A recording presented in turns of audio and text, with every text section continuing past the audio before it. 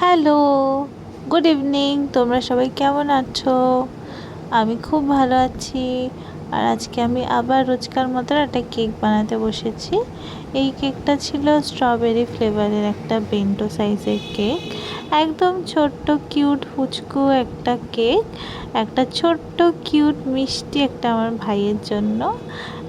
ওর জন্যই ওর বাবা মা এই কেকটা অর্ডার করেছিল আমার কাছে।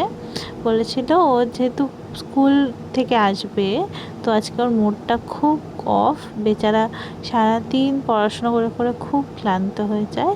তো তাই জন্য যাতে ওর মনটা এক ধাক্কায় ভালো হয়ে যায়, তাই জন্য ওর জন্য একটা ছোট্ট পুচকু বেন্টো কেক বানিয়ে দিতে। তাই আমি বললাম ঠিক আছে আমি বানাবো। আমার একেই ভাইটাকে খুব ভালো লাগে। ও আমাদের ফ্ল্যাটের একদম উল্টো দিকের ফ্ল্যাটটাতে ওরা থাকে, বাবা মা আর পুচকু ভাইটা। এত মিষ্টি ও যে আমার ওকে খুব ভালো লাগে। যখনই দেখা হয় তখনই বল, দিদি কেমন আছো, দিদি কী করছো, ভালো আছো তো। একদম বিজ্ঞ বিজ্ঞ মতো করে কথা বলে। তা আমার বাড়িতেও যেমন যেন একটা ছোট ভাই আছে, তো তাই জন্য ভাইদের প্রতি আমার দুর্বলতাটা এমনিই একটু বেশি। তা যাই হোক, এটা আমি একটা ছোট্ট একটা স্ট্রবেরি একটা কেক বানাচ্ছিলাম। আর রোজকার মতো দুপুরবেলা হলেই আমি একটা কেক বানাতে বসি। আমার কেক বানাতে খুব ভালোও লাগে। আর কেকের কি হয়, সাথে সাথে প্র্যাকটিসটাও হয়ে যায়। এই ছোট ছোট অর্ডারগুলো আসলে একদিকে ভালোই হয়।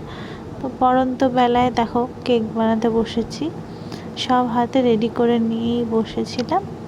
আজকে আমার মনে আছে এই ছোট্ট ছোট্ট কেকগুলো আমি আগে যখন স্কুলে যেতাম, তখন আমি ওই ছোট্ট এই 3 টাকার যে কেক পাওয়া যেত, তখন 3 টাকা করে যে কেক পাওয়া যেত, সেই কেকগুলো আমি টিফিনে নিয়ে যেতাম স্কুলে যাওয়ার সময়।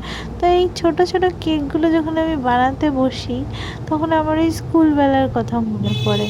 এমনিই মনটা নস্টালজিক হয়ে যায় যে কত ছোট ছিলাম তখন। মা এতটাই ব্যস্ত থাকতো, আমাদের জয়েন্ট ফ্যামিলি ছিল, তাই জন্য মা বেশিরভাগ সময় টিফিন বানিয়ে দিতে পারতো না। বাড়ির ছোট বউ ছিল, তো অনেক প্রেশার ছিল মার ওপরে।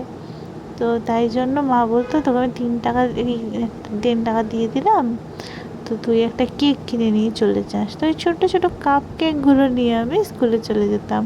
আমাদের সময় স্কুলে মিড ডে মিল ছিল না, তারপরে অনেক বড় হওয়ার পরে, মানে তখন হয়তো আমি ক্লাস 9-10-এ পড়ি, তখন মিড ডে মিল স্টার্ট হয়েছিল।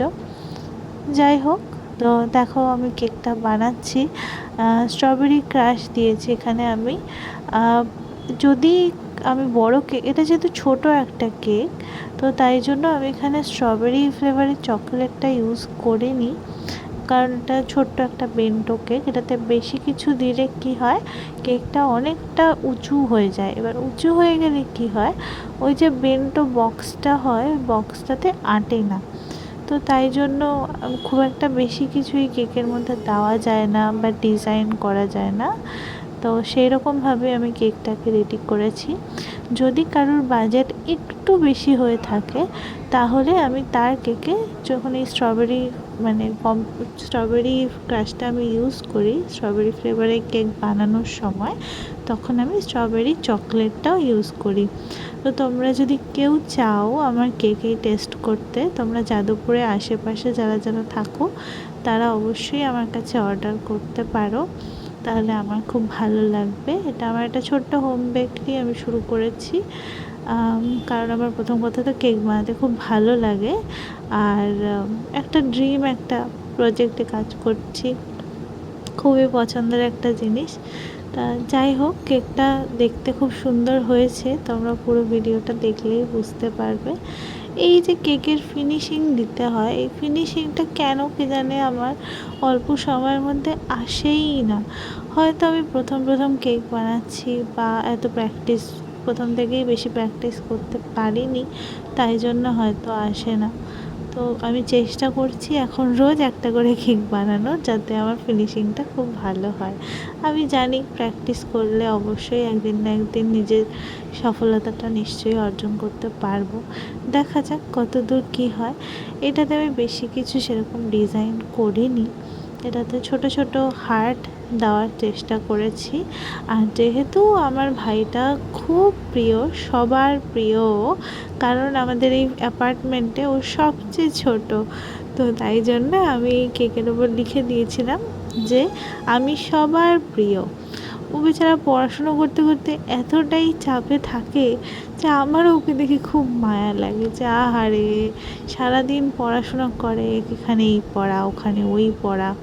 তা আমাদের ছোটোবেলার কথাই মনে পড়ে আর কি, যে আমাদেরও যখন সন্ধে হলেই মা কানটি ধরে পড়তে বসিয়ে দিত। তা যাই হোক, কথা বলতে বলতে দেখো কেকটা তৈরি হয়ে গেল। আর এবারে লিখে দেব নামটা, নামটা না মানে এখানে লিখে দিয়েছিলাম আমি সবার প্রিয়, মানে আমার ছোট্ট ওই ভাইটা ও সবার প্রিয়। তো দেখো কেকটা কেমন হয়েছে। এই কেকটা আমি 100 টাকা দাম নিয়েছি, যেহেতু কোনো সেরকম ডিজাইন ছিল না। তোমরা চাইলে তোমরাও আমার থেকে এরকম কেক অর্ডার করতে পারো, আমার খুব ভালো লাগবে যদি এই বাজারে তোমরা চাও। থ্যাংক ইউ সো মাচ ভিডিওটা পুরোটা দেখার জন্য। Bye bye.